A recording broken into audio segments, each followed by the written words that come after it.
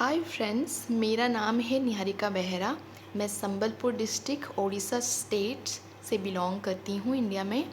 और जिसको भी मेरा वीडियो पसंद आता है प्लीज़ सब्सक्राइब करना ना भूलें, लाइक तो ज़रूर करें, इससे मुझे इनकरेजमेंट मिलती है।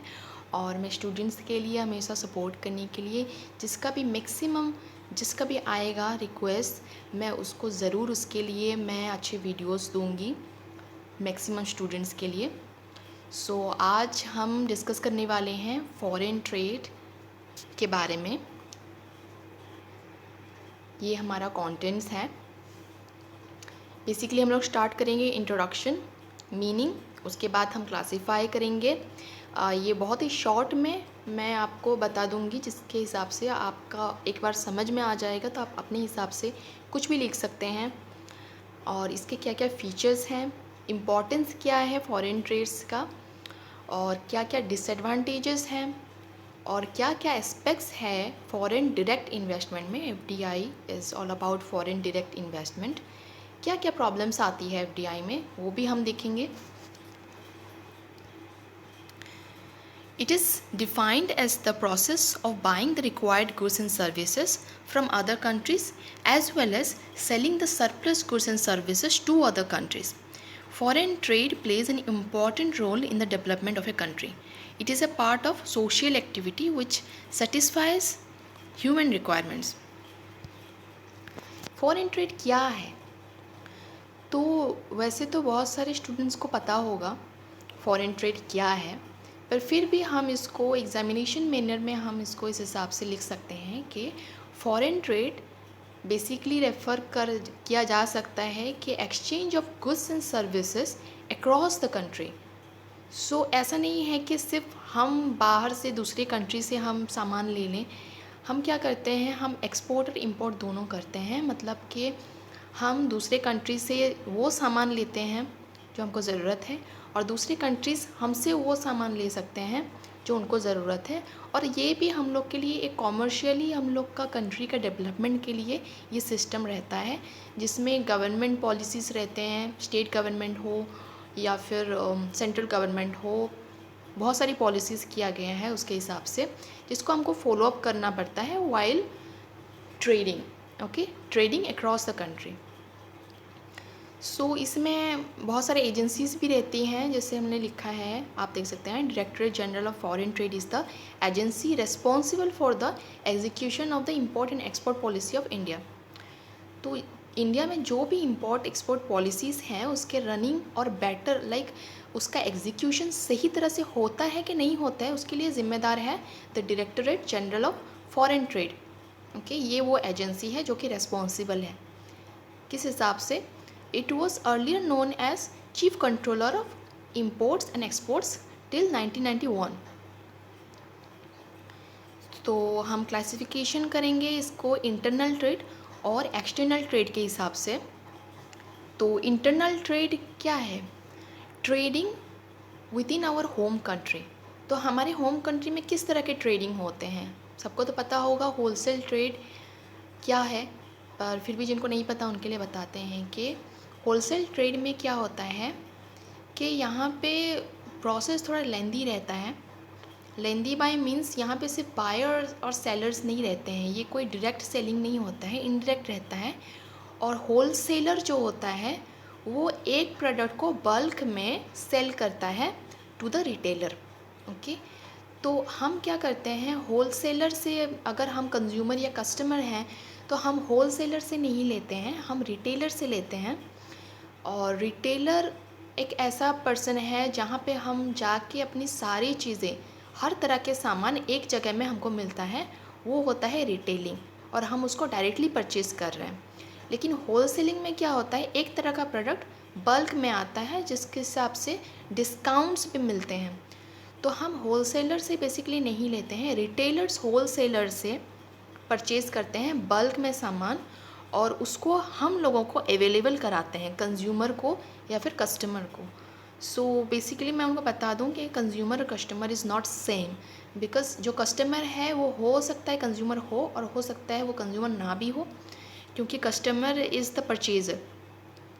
तो मैं अगर परचेज़ कर रही हूँ कि मुझे सेरेलिक चाहिए, जो कि आपको पता है कि बच्चों के लिए होता है, लेकिन क्या है कि बच्चे कंज्यूमर हैं, हम लोग कंज्यूमर नहीं हैं, हम लोग उनके बिहाफ में काम कर रहे हैं।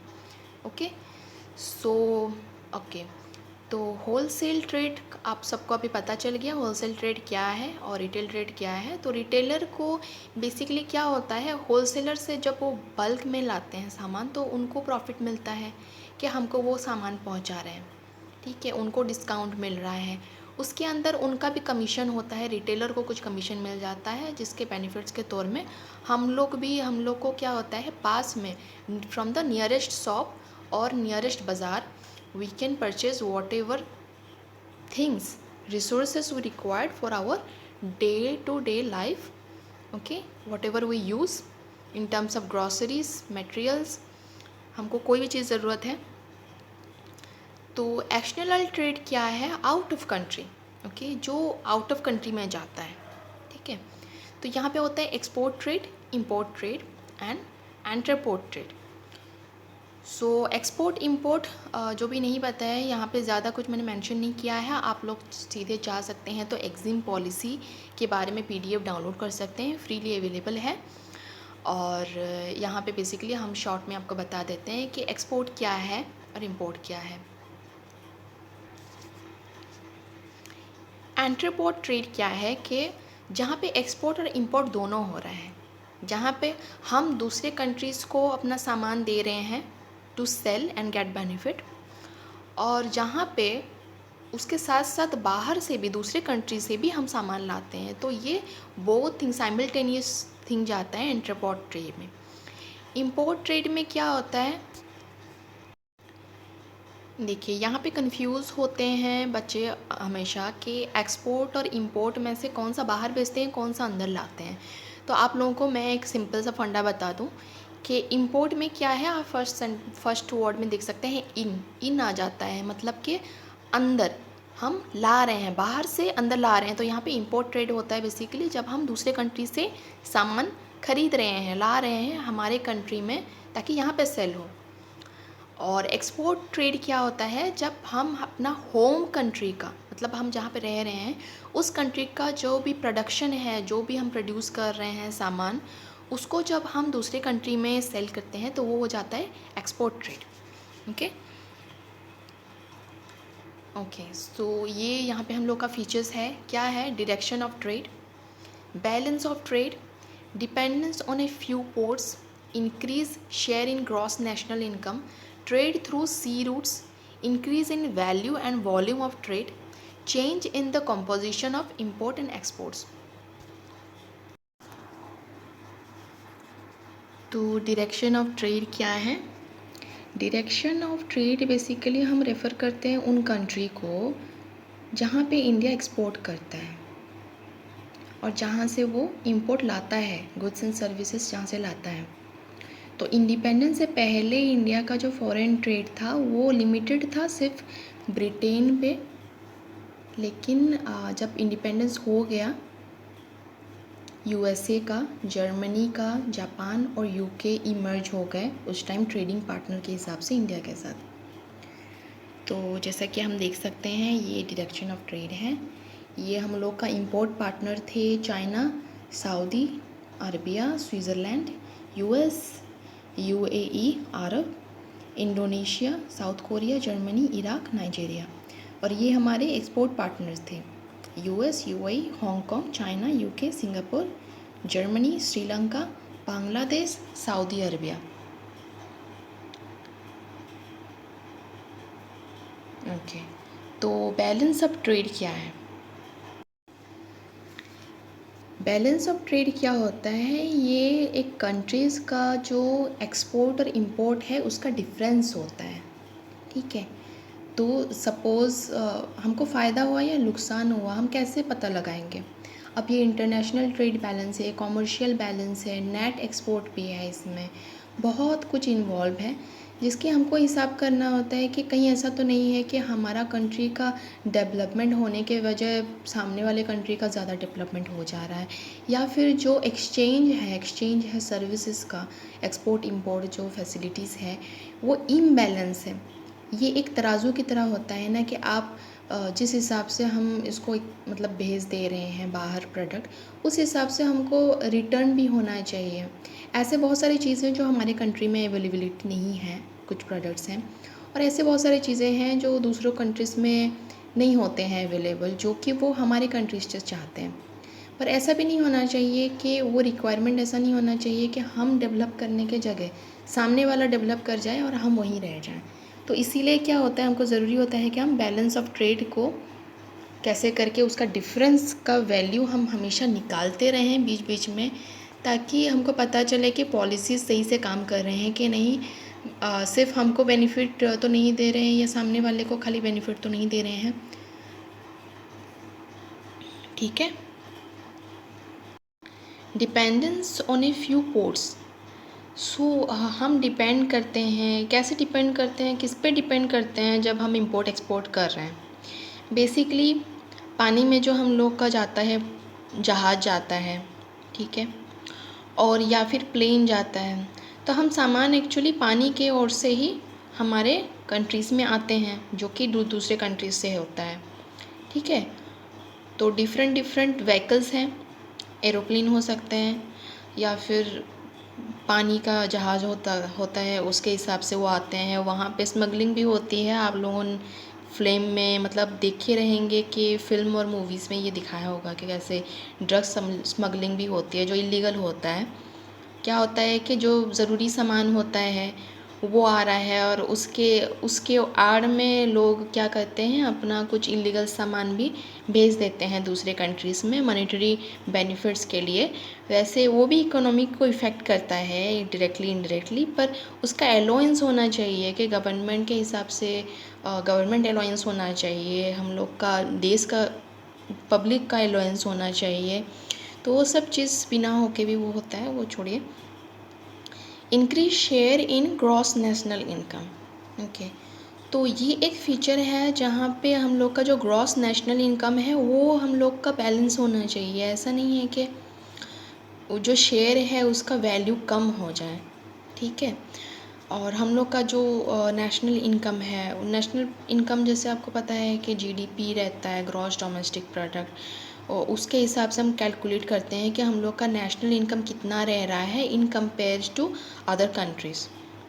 ट्रेड थ्रू सी रूट्स, हमने पहले से ही बताया था कि हम कैसे फ्यू पोर्ट्स बेसिकली क्या होते हैं, यहाँ पे डिफरेंस क्या है दोस्तों, कि पोर्ट्स होता है जहाँ पे प्लेन जहाँ पे लैंड करते हैं वो जगह को पोर्ट्स कहते हैं, या फिर अगर जहाज़ जहाँ पे आता है उस प्लेस को पोर्ट्स कहते हैं, few ports.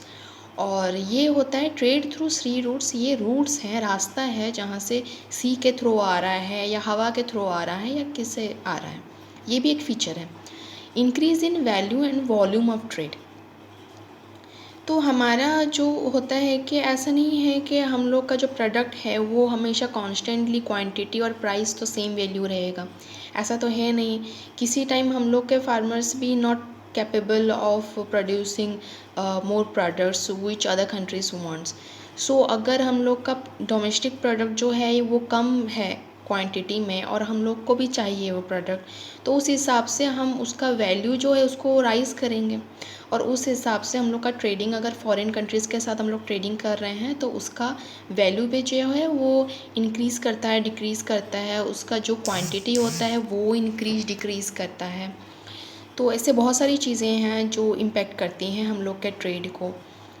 And then change in the composition of imports and exports. Composition क्या है? कॉम्पोजिशन है जो कि हम लोग के पॉलिसी के हिसाब से हमको किस कंपोजिशन में हम उसको टैली कर रहे हैं। ठीक है। हम ऐसा नहीं है कि हम इंपोर्ट कर रहे हैं ज़रूरत के हिसाब से, उनको जितना ज़रूरत है उतना नहीं भेज रहे हैं और बोल रहे हैं कि हमको हाई प्राइस चाहिए। नहीं, उन लोग को क्वांटिटी के हिसाब से अगर उन लोग बोले हैं तो हम लोग को उस हिसाब से उसको, भले ही वो उसका कॉस्ट के हिसाब से उसको टैली करके कॉम्पोसाइट उसका वैल्यू निकाल के ही उसको चेंज कर सकते हैं। ठीक है। एक्सचेंज जो है वो बैलेंस होना चाहिए। तो क्या है इम्पोर्टेंस फॉरेन ट्रेड का? ठीक है। वैसे तो इतने सारे डिस्कशन में हम सबको पता रहेगा कि नॉर्मली हम क्या क्या इसमें इम्पोर्टेंस हम जान सकते हैं, क्या बेनिफिट्स हो सकते हैं। पर ऐसे बहुत सारे पोर्शन हैं, ऐसे बहुत सारे एस्पेक्ट्स हैं जो कि हम नहीं जानते हैं कि फॉरेन ट्रेड उसको भी इम्पेक्ट करता है। तो हम जानेंगे कि क्या बेनिफिट है उसको छोड़ के जितना हम जानते हैं। तो हम क्या पाते हैं कि benefit of getting improve technology like machinery equipment through imports.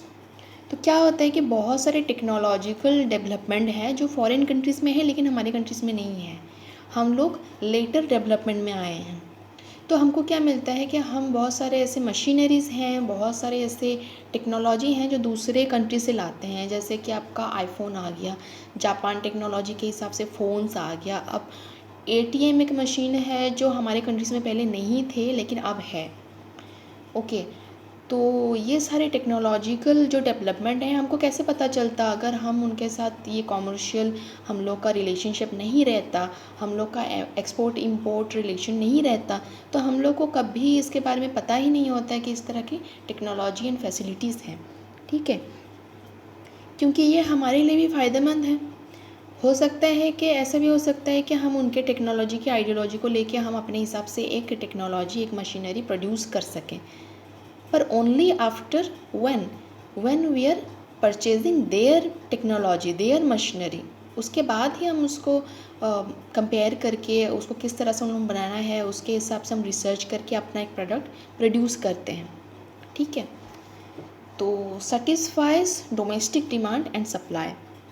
तो क्या होता है कि हमारे डोमेस्टिक डिमांड और सप्लाई जो है, देखिए प्रोडक्ट तो सिर्फ ऐसा नहीं है कि हमारे ग्रोसरी स्टोर्स ही हैं, और भी बहुत सारे प्रोडक्ट्स होते हैं जो हमारे कंट्रीज़ में अवेलेबल हो भी सकते हैं, नहीं भी हो सकते हैं।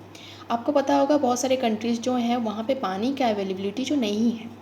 पानी एक मतलब ये एक मॉनेटरी टर्म्स में ये परचेज़ किया गया है कि हम पानी इतना इतना यूज़ करेंगे। ठीक है, तो ये भी हम लोग के लिए एक नेसेसिटी है, और डिमांड और सप्लाई उस हिसाब से ये बैलेंस रहता है कि पानी भी एक सर्विस है तो उसको भी हम परचेज़ कर रहे हैं। ठीक है, तो वैसे इंडिया में उतना मतलब प्रॉब्लम नहीं है water related, but there are countries जहाँ पे उनको ख़रीदना पड़ता है, उनको टैक्स भरना पड़ता है। ठीक है, तो उस हिसाब से डिमांड और सप्लाई को बैलेंस कर पाते हैं हम लोग in with the help of other country. Okay, और वो लोग भी ऐसा नहीं है कि वो हमारा सोशल वर्किंग कर रहे हैं, ऐसा नहीं है। उन लोग को भी हमसे कुछ फ़ायदा मिल रहा है, तो वो लोग एक balancing, we have a deal with each other with other countries. Okay, more export results into more production. Okay, जितना ज़्यादा एक्सपोर्ट हो रहा है हम उतना ज़्यादा प्रोड्यूस कर रहे हैं। तो ज़रूरी नहीं है कि अगर हम 100 क्वांटिटी में अपनी लोकेलिटी में हम कुछ सेल करते हैं, एक प्रोडक्ट है, एक पेन है जो हम एक लिमिटेड क्वांटिटी में सेल कर रहे हैं हमारे कंट्री में। ओके, तो ऐसा भी हो सकता है कि अगर हम और प्रोड्यूस करते हैं तो उसको क्या करेंगे, उसको अगर हम बाहर सेल करते हैं तो हमारा प्रोडक्शन क्या होगा, इंक्रीज़ होगा। हम प्रोडक्शन इंक्रीज़ होगा और सेलिंग भी इंक्रीज़ होगा, तो क्या होगा, हम लोग का प्रॉफिट भी इंक्रीज़ होगा, मार्जिन, प्रॉफिट मार्जिन जो है वो भी इंक्रीज़ होगा। तो हमारे लिए एक्सपेंशन के लिए भी ये सुविधा है। ठीक है, ये और भी डेप्थ स्टडी है, इसके बारे में आप लोग रिसर्च कर सकते हैं। खुद से किसी भी कंपनी का प्रोडक्ट ले लें, किसी भी कंपनी को ले लें और उसका जो एमएनसी मल्टीनेशनल कॉरपोरेशन है, कंपनी है, आप उसको रिसर्च करके आप खुद जान सकते हैं। तो ये एक केस स्टडी के हिसाब से भी बताया जा सकता है, जो कि मैं बाद में कर सकती हूँ, अगर आप चाहेंगे तो मुझे रिक्वेस्ट कर सकते हैं। तो requirement of man power increases job availability और एम्प्लॉयमेंट। ओके, तो आपको जैसे कि पता है ऐसे बहुत सारे रूरल एरियाज़ हैं हमारे कंट्री में। ओके, वहाँ पे जो हमारे यूथ हैं, हमारे जनरेशन के जो बच्चे हैं, उनको एम्प्लॉयमेंट का बहुत ज़रूरी है और वो हमारे कंट्री में नहीं मिलता है। ठीक है, तो उनका कैपेसिटी है, उनका एलिजिबिलिटी है, वो कर सकते हैं काम, लेकिन उनको काम नहीं मिल रहा है। कहाँ पे नहीं मिल रहा है, जहाँ पे फैक्ट्री नहीं है, जहाँ पे कंपनी नहीं है, कहाँ पे नहीं है, रूरल एरियाज़ में। आप अगर इंडिया में देखें तो कहीं हर स्टेट में क्या कंपनीज़ हैं, क्या हर स्टेट में प्रोडक्शन हो रहा है, नहीं हो रहा है। तो रिक्वायरमेंट है मैन पावर का, क्या है, लेबरर और मैन पावर का रिक्वायरमेंट दूसरे कंट्रीज़ में भी रहता है। वहाँ पे प्रोडक्शन के लिए रिसोर्सेज तो अवेलेबल हैं लेकिन मैन पावर नहीं है, तो इसलिए क्या होता है वो पे करते हैं हाई। ठीक है, हमारे कंट्री में अगर आप जॉब करेंगे तो आपको यहाँ पे मतलब हमेशा लोग हैं, मैन पावर जो है वो भरपूर मात्रा में है, तो यहाँ पे हम लोग ज़्यादा सैलरी आपको नहीं मिलेगा। लेकिन आप फॉरेन कंट्रीज़ में जाएंगे, ऐसे ऐसे कंट्रीज़ हैं जहाँ पे मैन पावर का इतना रिक्वायरमेंट है कि आपको घर मिल जाएगा, आपको बहुत सारी एक्स्ट्रा फैसिलिटीज़ मिल जाएंगे जो इंडिया में आपको नहीं मिल सकती हैं। ठीक है, तो ऐसे में क्या होता है एम्प्लॉयमेंट भी, जो लोग अनएम्प्लॉयड हैं, जो हम लोग के सिटीजन्स हैं, उनको एम्प्लॉयमेंट मिल जाता है। तो ये भी हमारे कंट्रीज़ के लिए फ़ायदा है कि हमारे कंट्रीज़ के जो अनएम्प्लॉयड यूथ हैं उनको बाहर मिल रहा है, उनको जॉब मिल रहा है, तो बाहर का जो पैसा है वो हमारे कंट्रीज़ में आ रहा है। प्लस क्या हो रहा है कि इंडिया का जो रेपुटेशन है कि इंडियन जो मैन पावर है वो बहुत ज़्यादा फ़ायदेमंद है, एक्टिव है, तो उनका जो इम्प्रेशन है वो भी पड़ता है कि इंडिया के जो लोग हैं वो इतने एक्टिव हैं और वो काम में बहुत ज़्यादा भरोसेमंद रहते हैं। ठीक है, तो ये एक तरह से गुडविल भी आप बना सकते हैं, क्रिएट कर सकते हैं। देन होता है improves agricultural and industrial sector of economy.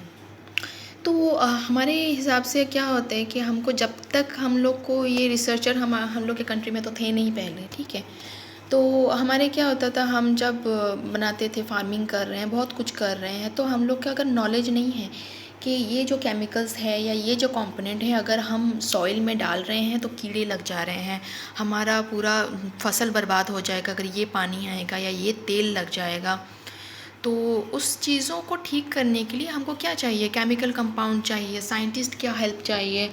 और इंडस्ट्रियल सेक्टर क्या होता है कि दूसरे फॉरेन कंट्रीज़ में क्या होता है, हो सकते वहाँ पे कुछ ऐसे सिचुएशन आ गए हैं, ऐसे प्रॉब्लम्स आ गए हैं जो उन्होंने पहले से, उनको पता है कि अगर ये प्रॉब्लम आता है हमारे एग्रीकल्चर सेक्टर में, हमारे जो फार्मिंग में, तो हम ये कंपोनेंट लगा सकते हैं, इसको इस तरह से इम्प्रूव कर सकते हैं, हम इस तरह से वाटर एनर्जी को अवेलेबल कर सकते हैं, वो भी चीप कॉस्ट में हम कैसे ज़्यादा प्रोडक्शन कर सकते हैं और बिना किसी कोई लूजिंग, बिना कोई लॉस में। ओके, तो ये भी क्या होता है हमारे इकोनॉमी के लिए फ़ायदेमंद होता है। दोस्तों, आपको पता है कि 58% of income of our India is based on agriculture. Okay, तो मैक्सिमम फार्मिंग में ही है, जो 58 एग्रीकल्चरल जो इनकम है वो 58% है। तो आप सोच सकते हैं कि इसका कितना इम्पॉर्टेंट है हमारे कंट्री में। ठीक है, तो helps eliminate shortage of goods by importing from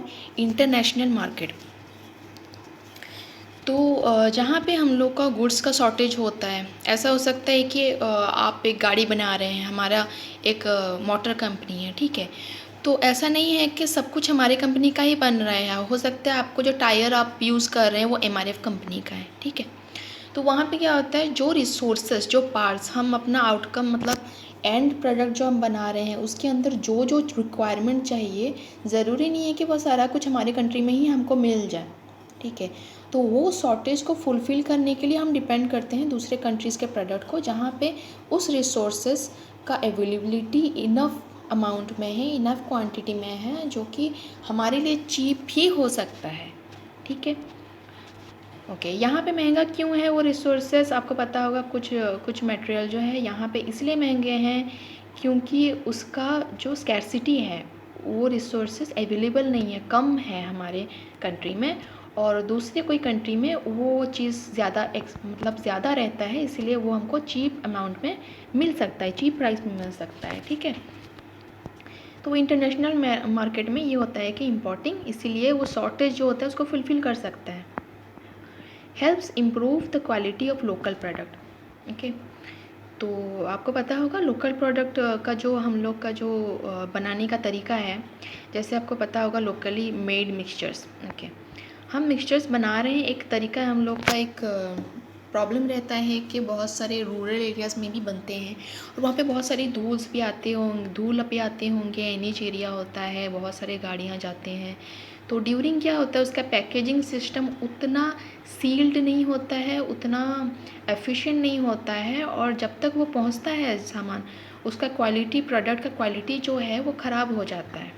ठीक है, तो प्रोडक्ट को किस तरह से हम ज़्यादा देर तक मतलब लॉन्ग टर्मली उसको कैसे ठीक से रख सकते हैं, हेल्दी रख सकते हैं, चाहे वो फूड आइटम हो या कोई भी आइटम हो, वो किस तरह से बहुत दिन तक अच्छे से रह सके, उसका क्वालिटी हम कैसे इम्प्रूव करते हैं। हम हेल्प लेते हैं, ISO सर्टिफाइड करते हैं उसको, उसका जो सर्विस है उसको बनाने का तरीका, उसको पैकेज करने का तरीका, उसको डिलीवर करने का तरीका, हर चीज़ में हम क्या करते हैं, अप्लाई करते हैं कि दूसरे कंट्रीज़ के लोग कैसे कर रहे हैं। उसको कंपेयर करने का हमको यही फ़ायदा रहता है कि हम उसको और इम्प्रूव कर सकते हैं हमारे प्रोडक्ट को, ठीक है। तो national income and per capita income increases because of proper utilization of resources in order to increase export. तो यहाँ पे क्या होता है, एक दूसरे का कमी हम ठीक कर दे रहे हैं। इसमें बहुत सारा थ्योरीज़ है, कुछ थ्योरिस्ट जो पहले के ज़माने में, ये जब तक वो लोग डिसाइड नहीं करते कि हम लोग ये एक्सपोर्ट इंपोर्ट फैसिलिटी करेंगे, तब तक ये पॉसिबल नहीं होता दोस्तों। तो इसीलिए बोल के आज हम अपना रिसोर्सेज को बेटर यूटिलाइज़ कर रहे हैं और हम में जो खामियां हैं उसको भी पूरी करने का पूरा कोशिश कर रहे हैं, क्योंकि हम सिर्फ डेवलप नहीं हो रहे हैं, दूसरे कंट्रीज़ को भी डेवलप होने के लिए हेल्प करने की कोशिश कर रहे हैं, ठीक है। तो यहाँ पे डिसएडवांटेजेस क्या है ये जानना भी ज़रूरी है, क्योंकि okay examination point of view में नहीं, आपको भी पता रहेगा तो ये आपके लिए भी फ़ायदेमंद होगा। अगर आप कभी बिजनेस करते हैं, सपोज़ आप एंटरप्रेनर या बन जाते हैं एक बिजनेस ओनर्स, खुदा खैर आप बन जाएं, मैं यही दुआ करती हूँ। तो impediment in the development of home industry, okay.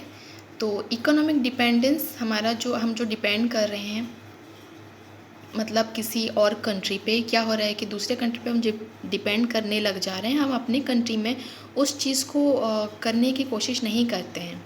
जैसे कि बहुत सारे मशीनरीज़ हैं, मोबाइल फ़ोन्स हैं, कंप्यूटर सेक्शन है, वो जो प्रोड्यूस हो रहा है दूसरी कंट्री में प्रोड्यूस हो रहा है, तो हमारे यहाँ पे नहीं बनाने की कोशिश किया जाएगा और होलली उन पे डिपेंड किया जाएगा। तो क्या होता है, जब हम लोग का कंट्री वॉर होता है या कोई अर्जेंसी होता है, उस टाइम में क्या होता है कि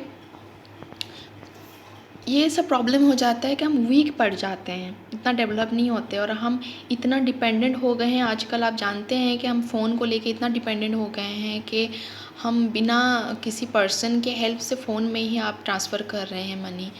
तो आप मतलब कि ये हम लोग के लिए बहुत ही हानिकारक है फ्यूचर में, क्योंकि हम एक्स्ट्रा डिपेंड हो जाते हैं। पॉलिटिकल डिपेंडेंस, पॉलिटिकली भी हम डिपेंड हो जा रहे हैं, अपना आइडिया नहीं लगाते हैं कि हम कैसे मतलब ऐसे पॉलिटिकल सिचुएशन में या प्रॉब्लम्स में, कन्फ्लिक्ट्स में क्या करना चाहिए, नहीं करना चाहिए। हमको भी, हमारे मिनिस्टर्स को भी एडवाइस की ज़रूरत होती है और अच्छे से बातचीत की ज़रूरत होती है, फ्रेंडली टॉक की ज़रूरत होती है दूसरे कंट्री से। तो ये पॉलिटिकल डिपेंडेंस जो होता है उसकी वजह से क्या होता है कि अगर किसी टाइम पे कोई वॉर हो गया, कोई प्रॉब्लम हुआ, तो ये चीज़ ब्लॉक हो जाती है दोस्तों, ठीक है। या तो उसका प्राइस हाई हो जाएगा प्रोडक्ट्स के, या फिर उनके पॉलिसी चेंज हो जाएंगे, या फिर हमारे पॉलिसीज़ चेंज हो जाएंगे, ठीक है। Mis utilization of natural resources, ऐसा हो सकता है कि हम लोग अपना नेचुरल रिसोर्सेज के, इलेक्ट्रिसिटी, हम लोग का वाटर रिसोर्स, ऑयल रिसोर्सेज का यूटिलाइजेशन हम सही ढंग से ना कर पाएँ, ठीक है। और हम ओवर यूटिलाइज़ कर सकते हैं, जिससे कि हमको ही प्रॉब्लम होगा, क्योंकि हमेशा दूसरे कंट्रीज़ के लोग क्या करेंगे, दूसरे कंट्रीज सबसे पहले देखेंगे कि उनके वहाँ पे कितनी ज़रूरत है प्रोडक्ट्स का, ओके। सपोज़ आप ऑयल की बात कर रहे हैं, वो अगर हमको ऑयल सप्लाई करते हैं तो वो अपना ज़रूरत को पहले देखेंगे, उसके बाद हमको वो लोग सेल करेंगे ना। और अगर हम एक्स्ट्रा यूटिलाइज़ करते हैं हमारे कंट्री में, तो क्या होगा कि वहाँ से हम लोग को भी नहीं मिलेगा और इधर से यहाँ पे भी ओवर यूटिलाइजेशन की वजह से हमारे यहाँ पे भी स्कार्सिटी हो सकती है। तो ये हम लोग के लिए सडन प्रॉब्लम निकल सकते हैं, ठीक है। इम्पोर्ट ऑफ हार्मफुल गुड्स, तो उसका गारंटी तो हम लोग ISO सर्टिफाइड है, बहुत कुछ है, ये है वो है, हम लोग टोटली डिपेंडेंट हो गए हैं। तो हम क्या करेंगे, ऐसे भी बहुत सारे हार्मफुल केमिकल्स हो सकते हैं जो उनके लिए हार्मफुल नहीं है पर हम लोग के लिए हो सकते हैं, क्योंकि according to our country weather, our land weather, okay. तो साइक्लोन आ रहा है, बहुत कुछ हो रहा है, जिससे कि हमारा फिज़िकल टेम्परेचर हो गया, जो भी है वो इम्पेक्ट करता है कि हम किस तरह के प्रोडक्ट्स हमको यूज़ करना चाहिए, कौन सी चीज़ यूज़ नहीं करना चाहिए, ठीक है। तो हम पूरा डेप्थ में तो एक स्टडी नहीं करते हैं कि इस प्रोडक्ट में इतने सारे इंग्रेडिएंट्स हैं और ये इंग्रेडिएंट्स हमारे लिए हार्मफुल हो सकते हैं, हम ये सब नहीं देखते हैं। ठीक है। Storage of goods, okay. तो हमारा गुड्स का जो स्टोरेज है वो अवेलेबल मतलब होता है, पर उसके लिए भी हमको रेंट फील करना पड़ता है, उतना स्टोरेज नहीं होता जितना हमको ज़रूरत है। ठीक है। ऐसा भी हो सकता है कि ज़रूरत ज़्यादा है, स्टोरेज कम है, और स्टोरेज ज़्यादा हो सकता है पर ज़रूरत ज़्यादा नहीं हो सकता। तो ओवर स्टोरेज हम जो बुक करके रखेंगे तो उसमें भी हम लोग का एक्सपेंसेस है कि उसमें इलेक्ट्रिसिटी चाहिए, वहाँ पे वाटर चाहिए, वहाँ पे हमारा फंक्शनिंग चाहिए उस घर का जहाँ पे हम स्टोर करना चाहते हैं अपने गुड्स को। ठीक है। Danger to internal peace, over dependence क्या होता है, दूसरे कंट्री सोचेंगे कि हम वीक हैं, हम उन पे डिपेंड कर रहे हैं, हम उनको यूज़ कर रहे हैं, हम स्वार्थी हैं, तो हम लोग के अंदर कन्फ्लिक्ट लगा रहेगा। कंट्रीज़ में कन्फ्लिक्ट लगा रहता है दोस्तों, आपको पता नहीं चलेगा कि विद इन वन डे कौन से कंट्रीज़ के साथ इंडिया का, हम लोग के डोमेस्टिक कंट्री के साथ क्या इशू निकल जाए, क्या कॉन्फ्लिक्ट निकल जाए। स्लाइटेस्ट मिस्टेक पे बहुत ज़्यादा भारी पड़ सकता है। इवन इफ हम लोग का इंटेंशन गलत नहीं हो, लेकिन सामने वाला का पॉइंट ऑफ व्यू भी हमको समझना चाहिए। और परसेप्शन हमेशा चेंज होता रहता है, ह्यूमन माइंड है, कब किसी को बॉम्ब करने का मतलब, आप हम लोग टेररिस्ट नहीं है, सॉरी, बट ये एक ह्यूमन परसेप्शन हमेशा चेंज होते रहते हैं, हर सेकंड हमारा माइंड चेंज होता रहता है। तो ये इंटरनल पीस को हमेशा डेंजर लगा रहता है, जिसकी वजह से हम लोग अपना डिफेंस तो स्ट्रॉन्ग रखते हैं, पर सडन कब क्या हो इसका कोई गारंटी नहीं होता दोस्तों। World wars, hardships in times of wars, आपको तो पता ही है, मैंने कहाँ पहले से डिस्कस किया था इसके बारे में। इस टाइम में हमको बहुत सारी मुसीबतों का सामना करना पड़ता है, क्योंकि हमारे देशवासियों को भी बहुत तकलीफ़ होती है during the war. Okay. Suddenly ऐसा पॉसिबल नहीं होता है कि हम घर छोड़ के कहीं चले जाएं या दूसरे कहीं पे जाएं। तो आपको पता है कि अफ़गानिस्तान का क्या सिचुएशन था उस टाइम में, सडन पॉलिसी चेंज के वजह से। बेसिकली वो दूसरे पॉलिसीज चेंज थे, प्रिंसिपल्स थे, but in the case of commercial policy ये भी हम लोग को बहुत ज़्यादा इम्पेक्ट कर सकते हैं, ये एक डिसएडवांटेज बन सकता है हमारे लिए। तो एफडीआई क्या है?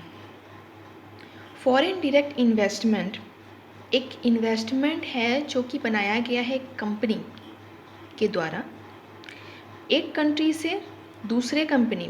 ओके। कैसे बनता है दूसरे कंट्री के साथ? जब हम ओनरशिप को कंट्रोल करते हैं बिजनेस में। Okay. It plays a crucial role as it is a source required for the development of Indian economy. Okay. तो आप जानते हैं फॉरेन डायरेक्ट इन्वेस्टमेंट का कितना ज़्यादा इम्पोर्टेंस है, क्योंकि हम सिर्फ अपने कंट्री में इन्वेस्ट नहीं कर रहे हैं, हम दूसरे कंट्री में भी जाते हैं, वहाँ पे भी इन्वेस्ट कर रहे हैं, वहाँ पे भी अपने एक्सपेंशन, अपनी कंपनी के एक्सपेंशन के लिए वहाँ पे भी हम बिल्ड करना चाहते हैं, एस्टेब्लिश होना चाहते हैं। ठीक है। और जब तक हम दूसरे कंट्रीज़ में एस्टेब्लिश नहीं होते, हमारी इंडियन इकोनॉमी को कैसे फ़ायदा होगा? और इस चीज़ में हेल्प करता है कौन? Foreign direct investment policy. Okay. Policy and regulatory framework of FDI. तो एफडीआई एक पॉलिसी के हिसाब से अपडेट तो होता रहता है हर 6 महीने में। ठीक है। प्रेस रिलीज़ भी होता रहता है, नोटिफिकेशन आता रहता है, आरबीआई के तौर से भी आता रहता है कि क्या चेंजेस उन लोग ने लाए हैं। Ministry of commerce and industry और department of industrial policy promotion एक बहुत अच्छा अनाउंसमेंट एंड चेंजेस के बारे में सारे अनाउंसमेंट करती है, नोटिफाई करती है। ठीक है। ये एक पॉलिसी है एफडीआई का। ओके। क्या क्या एस्पेक्ट्स हैं एफडीआई का? इसके एंट्री रूट्स के रिलेटेड एफडीआई का एक इन्वेस्टमेंट मतलब उसका पॉलिसी है कि no prior approval is required either by government और आरबीआई। ओके। आपको कोई प्रायर अप्रूवल की ज़रूरत नहीं है गवर्नमेंट या फिर आरबीआई से कि कौन से रूट में आपको जाना है।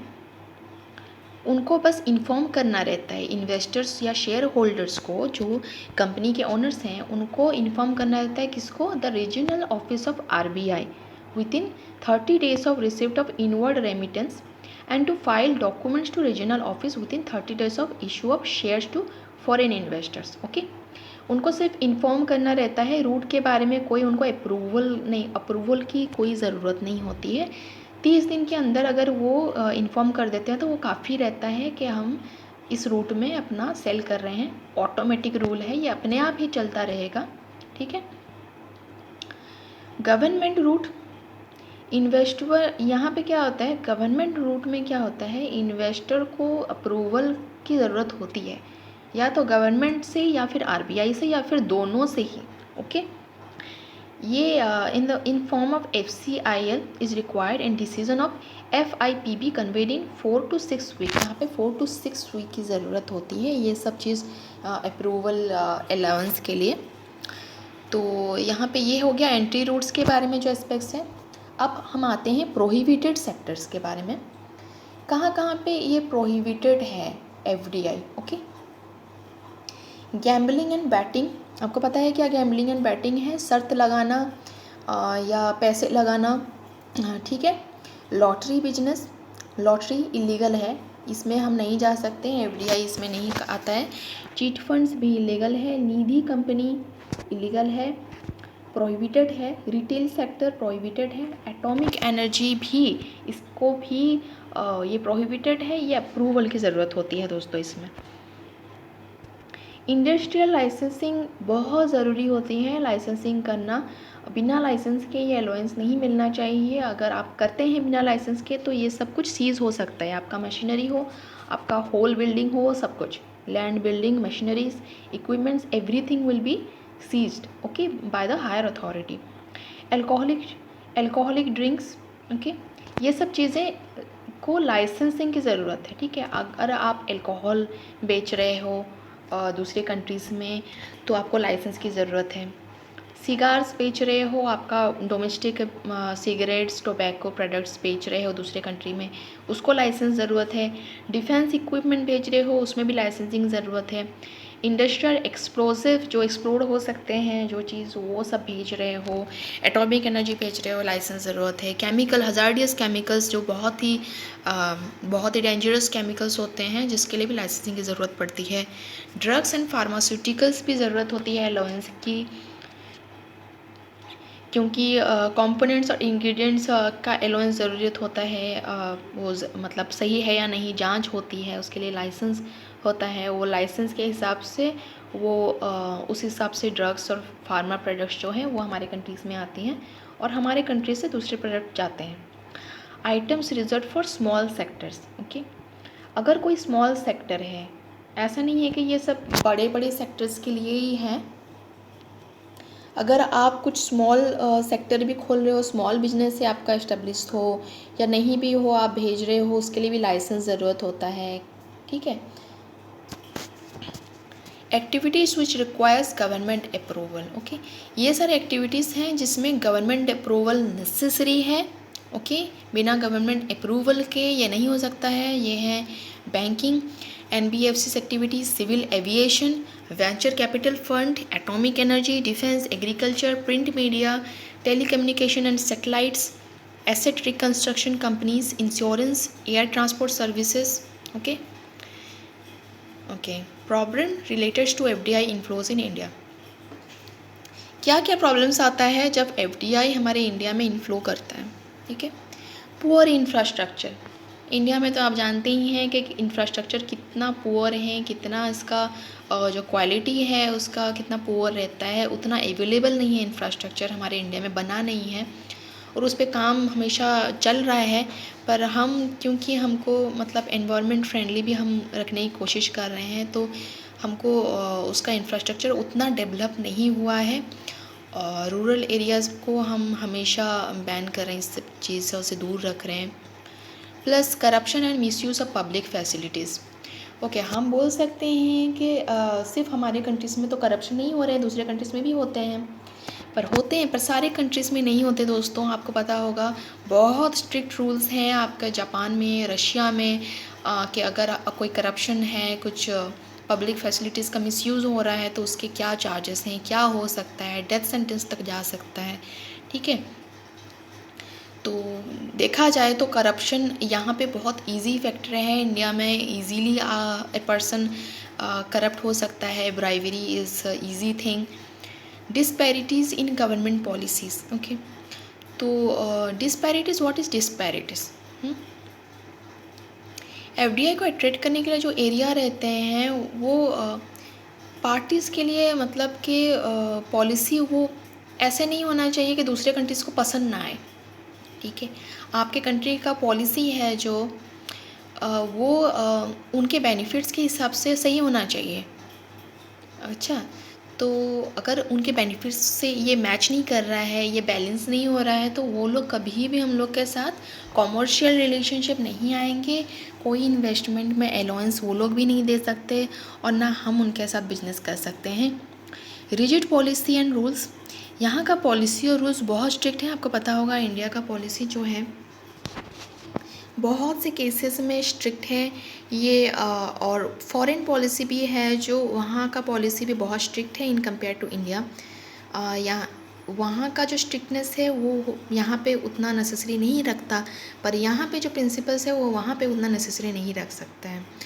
तो यहाँ पे इनबैलेंस आ जाता है, ये सब प्रॉब्लम झेलना पड़ता है एफडीआई को। ठीक है, एफडीआई का जो इनफ्लोज है उसमें ये सब अड़चनें आती है। कैसे कैसे एंट्री करें? ओके, फॉरेन इन्वेस्टर कैसे एंट्री कर सकते हैं?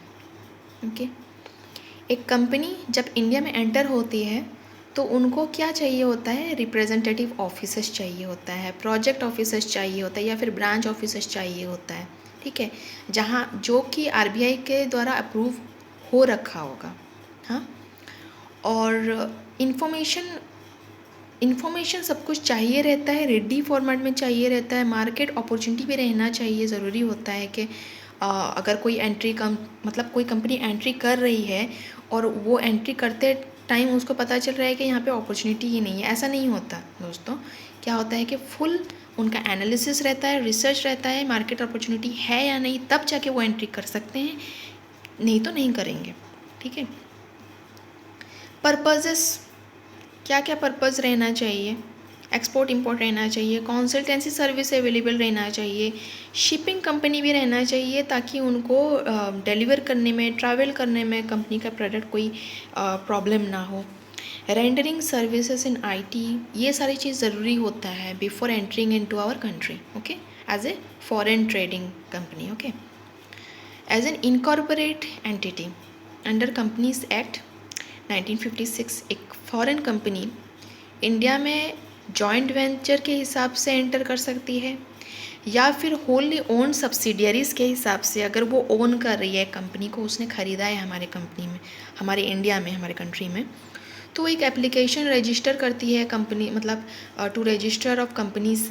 ओके, यहाँ पे वो एप्लीकेशन रजिस्टर करती है कि उन्होंने सब्सिडियरीली कुछ एक ठोक लिया है इंडिया के कंपनी के अंडर में। अगर उन लोग के कुछ पार्ट भी लिया होगा तो उसके लिए भी फॉरेन कंपनी तब जाके एंट्री कर सकती है, नहीं तो नहीं कर सकती है। ठीक है, wholly owned subsidiaries refers to a company whose entire stock is held by another company और parent company and is usually operates independently. ये मैंने शॉर्ट टर्म में आपको मीनिंग बता दिया है दोस्तों। तो ये मेरा कंक्लूज़न है दोस्तों, आप अपना कंक्लूज़न बना सकते हैं, इसको अपने एग्जामिनेशन पॉइंट ऑफ व्यू में नहीं डालिएगा। मेरे हिसाब से मैंने 2020 ईयर के हिसाब से मैंने इसको बनाया था। तो the government strives to make India a significant partner in global trade by 2020.